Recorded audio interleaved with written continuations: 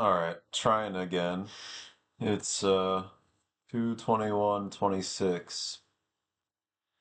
I got off for work. This day was alright. Bill Maher's got a banger for us today. So let's enjoy. And finally, new rules since the State of the Union address is next Tuesday.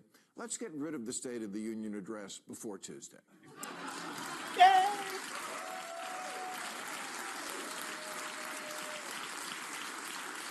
And here's why. Nothing has misled the American people to the dwarfed belief that the president can act like a king more than this stupid, boring, performative after-dinner speech from hell, where the sergeant-at-arms announces the president like he's a king. Mr. Speaker, the President of the United States. Do not come. Do not come. I'm gonna come. And he walks into the room.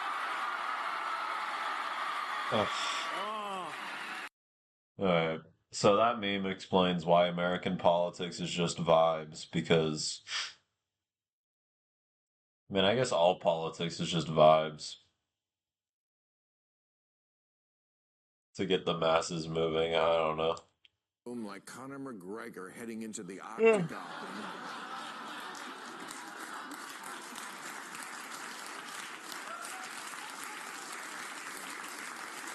Bill Maher's got some shit vibes. With members of Congress lining the aisle like medieval peasants hoping to touch the royal garments, and then he proceeds to tell Congress what he wants them to do, making it look like the president is in charge of everything and it's he who sets the agenda. But that's not what it says in the operating manual. You know, the Constitution. Article 1, Section 1, all legislative powers herein granted shall be vested in a Congress of the United States. Not mostly, not unless the president has a really bitchin' idea. Nearly half the words in our Constitution are in Article 1. That's the one about Congress and all the stuff they're supposed to be in charge of. The exclusive power to make laws, declare war, tax, tariff.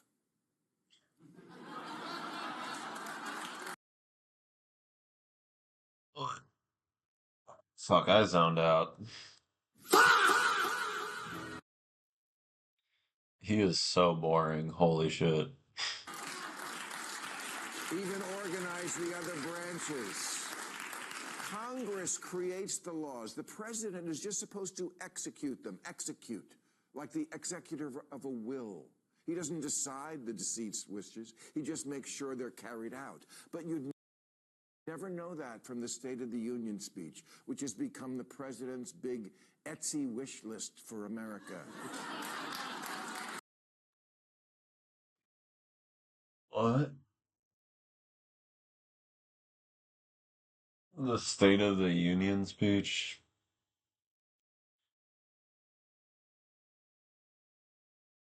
Ugh. Okay. Let's get to the bloodbath. Because what else does he talk about? I don't know.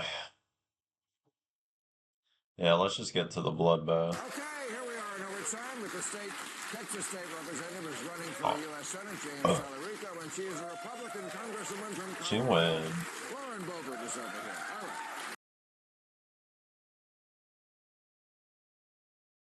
Dude. What the fuck happened to Lauren Boebert? I thought she used to be white. What?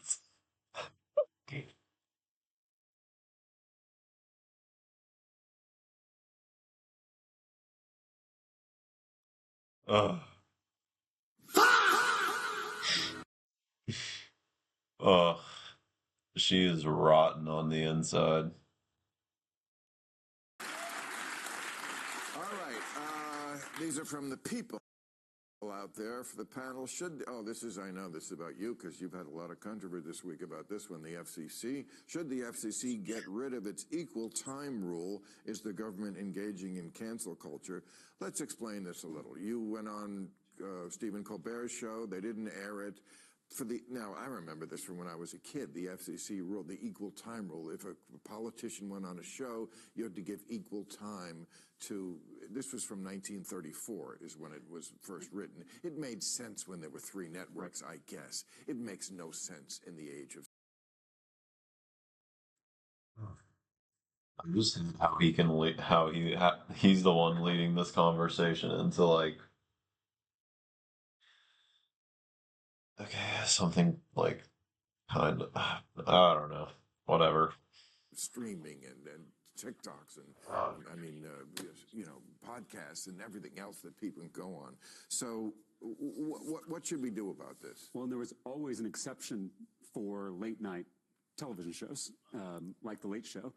And now the Trump administration's FCC is going after. James is gonna remain. My prediction here: James is gonna remain cool and collected and explain to Bill Maher how the world works in a more Christian style. Then Bill Maher's gonna get really mad and like goo goo gaga, try to goo goo gaga his way out of it. After some of these shows. And so, to me, I think we should use our common sense. Do we think the president is digging through the minutia of FCC policy because he's concerned about the equal time rule and how it's applied? Or is he going after shows that talk about him in a way he doesn't like? Which one sounds more like the president?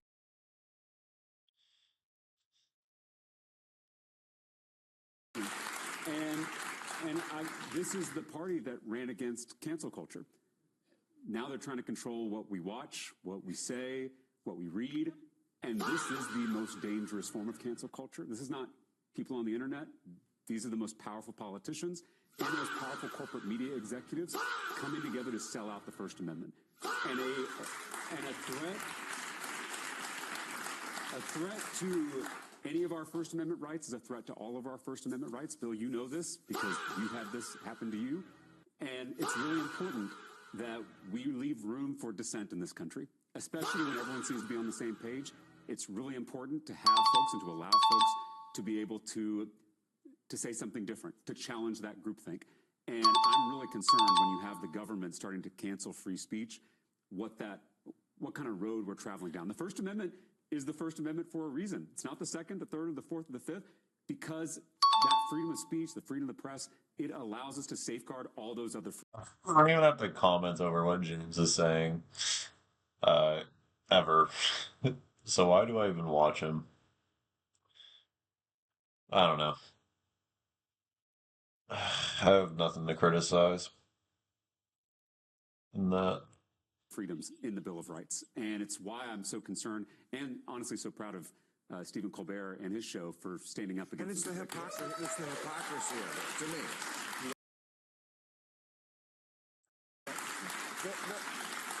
Maybe Bill. Hypocrisy of it.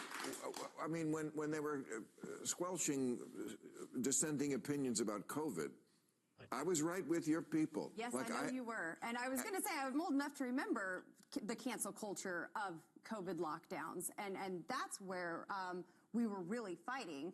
I mean, they canceled schools. They canceled churches. Don't worry, the strip clubs and marijuana shops were still open. So that, you know.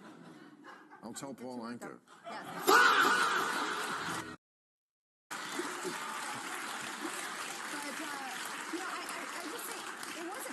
Trump that canceled your segment there. I mean, this is one area where My soundboard open.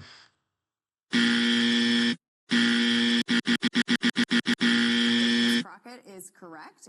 This was a decision by the network, and they didn't want to have they didn't want to have that equal time, and so they looked at the ruling and said, "Well, we're not going to do this." But I also think.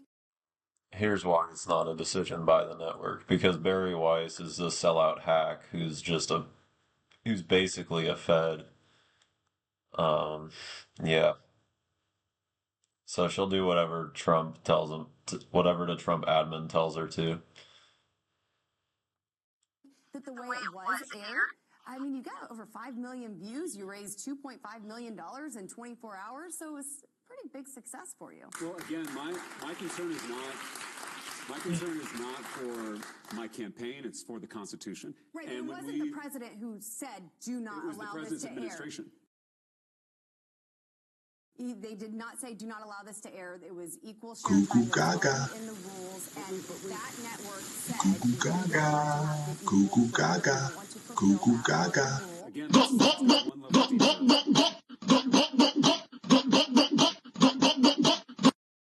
Larry Ellison, who owns Paramount, is trying to acquire Warner Brothers, which including me, and I would be part of the deal. And he is one of Trump's biggest donors. So again, this is very powerful politicians with billionaire mega donors colluding to sell out fundamental freedoms in this country. And Republicans and Democrats, we should both be appalled by this. We should both be concerned about this because, again, when they come for some of us, they end up coming for all of us eventually. I mean, let me ask it a different way.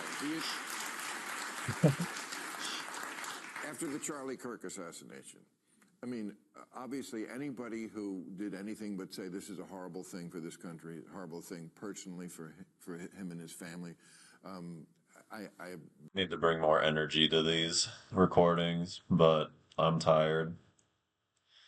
And I'm just hitting the grindstone, you know? Ah. Can we get, maybe I should be watching a debate between less mature people for fun. no use for a person like that. But it is still free speech. And they made basically a blasphemy law. And people were canceled because they said things that were rude and inappropriate. But that does not mean that they should have been unallowed to say them. Don't you think that's hypocritical? When the networks make a decision to not have someone on air, to cancel a show even over the weekend when it wasn't going to film and be on air anyway, or if they choose to not have another guest because of rules, I don't think that is the same.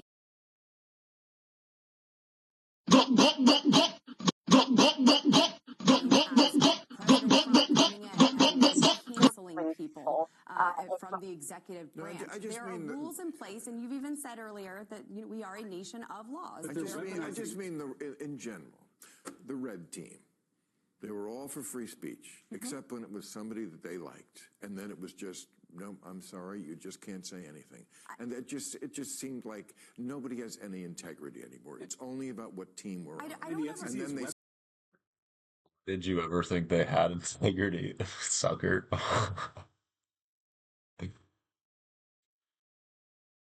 Ugh. I can't believe these Nazis lied to me. Ah.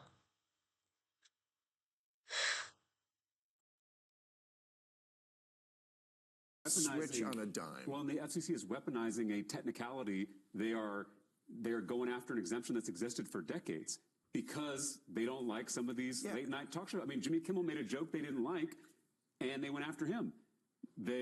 Stephen Colbert called out Paramount's bribe to Donald Trump, and they went after him. Jimmy Kimmel. From his own network pressure from the FCC, from the federal government. I mean, this is government overreach. His network could have pushed back on that, and he's back on the air. He's making his crappy jokes. I have conservatives. I wonder why she likes his joke, Bill Maher's jokes better. Maybe it's because Bill Maher is basically Republican light, or Bill Maher is a neocon. But yeah. Stephen Colbert isn't a neocon. He's just the late night talk show progressive liberal comedian. In my family, I have conservatives who I grew up with. Y'all always warned us about government overreach. You warned us the government would cancel free speech. You warned us about the government usurping the role of the church. You warned us about secret pedophile rings. All that is now happening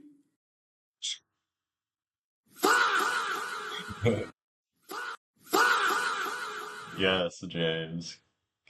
Get the pedos. And your party is enabling it. And I know you've stood up on some of these things, which I appreciate. We need more people in both parties willing to stand up. But I'm really bipartisan Bobert at your service. well. I really think the Republican Party has to get back to those small C conservative values. And even when their guys in office, those values shouldn't change. All right, let me ask you another question. This is from, I saw this in the news, was fascinated by this also. Will Trump alienate the MAHA, that's Make America Healthy Again moms, who backed him after signing an executive order to boost production of Roundup? Roundup is what they spray on crops. It's a great pesticide, not so great for people. I see that Bayer, which owns them, liberal. just had to pay something like $7.5 billion in lawsuits for this stuff. Oh, I'm too distracted, too tired. The pesticide at the center of major, health lawsuits. Power through. It's baffling to me. I mean, the way he courts a certain group and then seems to just deliberately turn his back on them. I don't get this. I mean, why appoint Bobby Kennedy to be the Secretary of Health and Human Services? Because they're all nihilistic grifters that believe in nothing. That's why. Like, if you didn't catch on to what Donald Trump was, he's a demagogue. He believes in nothing. He just says whatever he thinks will get him ahead.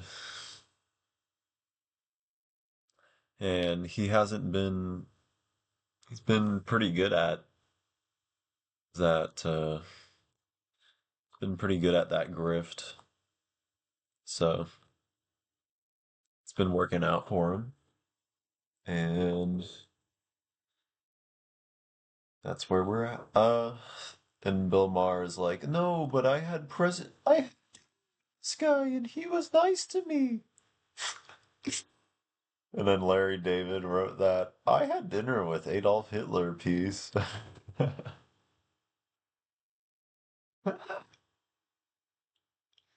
Ugh. Larry David's bad to the bone.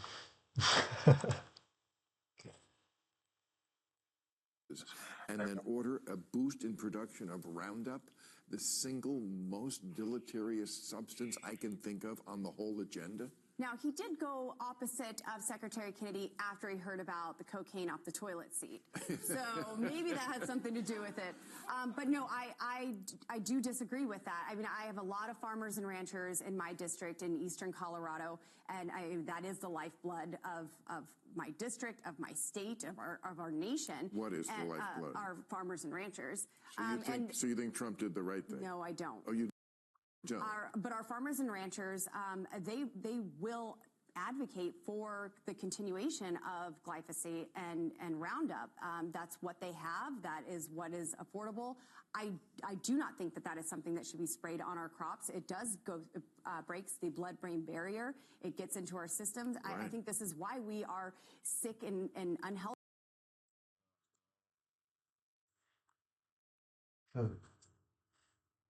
These people are so boring and fake. Like, I can't even pay attention to what they're, you know. Ugh. Whatever. I'm literally like, I'm laughing at slammer memes in my head as as I zone out while they talk.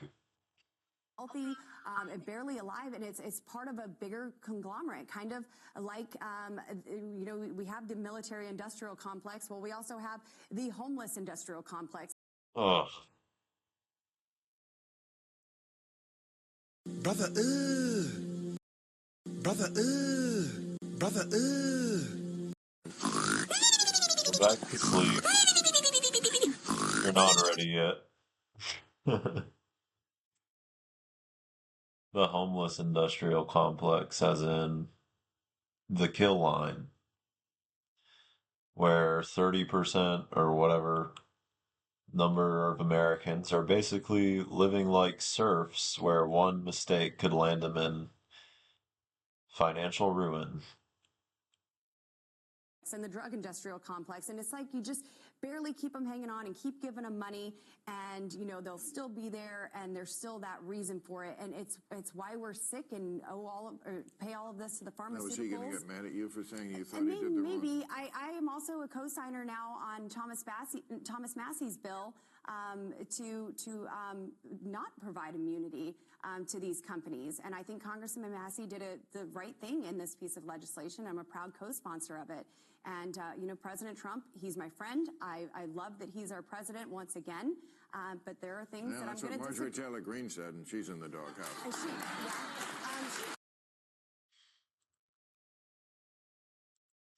Bobert just realizing that. She disagreed on him on a lot of other things this year, and I think that it was handled unprofessionally in total. And it's really unfortunate what happened because they did have a really good relationship. And, you know, I'm not looking. But the thing is, Marjorie Taylor Greene at least kind of cares about women and victims.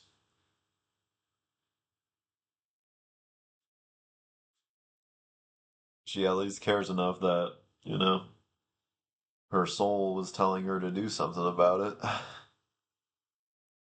To, you know, sever that friendship, but I also have principles, and I want to make a point just real quick to the base and to the voters. If we could go back to Epstein for just a moment, look at the pressure that was put on these politicians, put on the House of Representatives, put on the Senate by the base demanding that was passed. And without me and Marjorie and Nancy Mace, Thomas Massey, Ro Khanna forcing that legislation, it would have never happened because our leadership in D.C., they do listen to others and not the base. But, you know, finally, these politicians, one thing you guys were always the base will very not consistent like this. about is you had this bug up your ass about elites. Elites. Yeah. And I've said many times, they're not completely wrong about that. Yeah. To the consternation of people on the left who don't like when I say things like that, but it's true. What?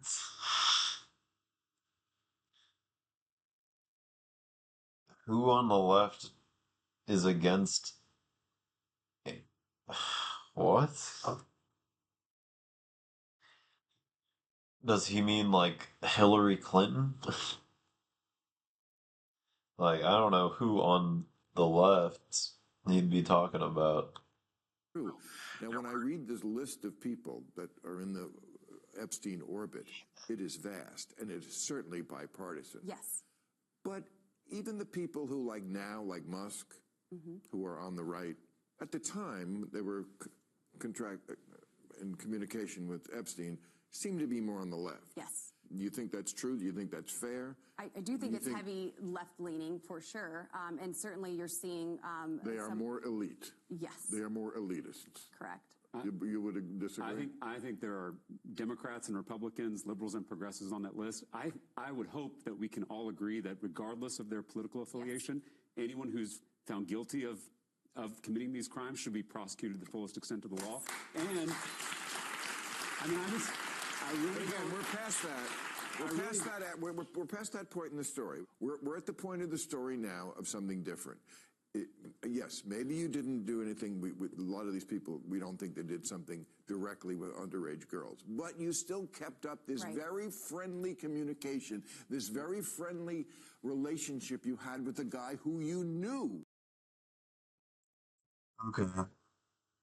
Is Bill Maher becoming a comrade now? What the heck?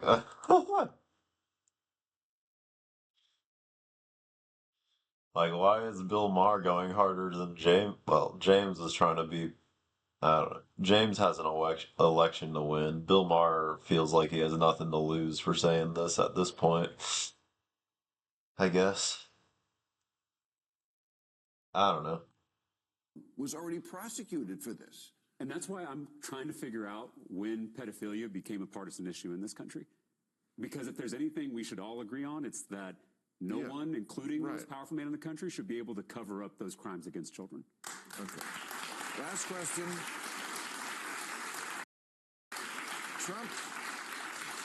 President Trump said he would release files on UFOs and alien life. What might they show? Yes, he said we're going to see Uh, it all right. And a lot of people have been asking about this. Obama was on a podcast last week, and he had to walk back a statement Thanks, he Obama. made saying, I think they're out there or something. And then I had a gentleman on recently who made a documentary about this. I believe that the people in the military see things that are unexplainable. I think it's more likely that there are aliens. I don't know. I think it's good news that they haven't taken us out yet, because it just means they're monitoring, and if they're watching, I think we can all get along. But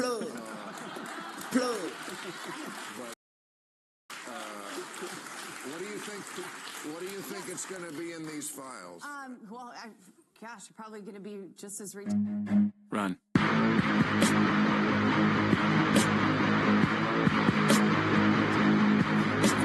Epstein files. No, I am an unofficial Epstein file. What do you think it's going to be in these files? Probably going to be just as redacted if it's anything like the Epstein files.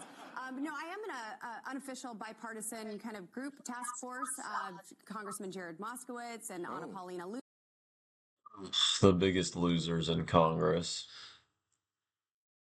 I bet all of these people have blackmail or bribes on them. There's dirt on these people for sure. Luna, Eric Burleson, and we've gone in and seen some of the classified documents, and there's some really interesting things there. And I don't want to pull an Obama and say classified information that I can't, but I'm really excited.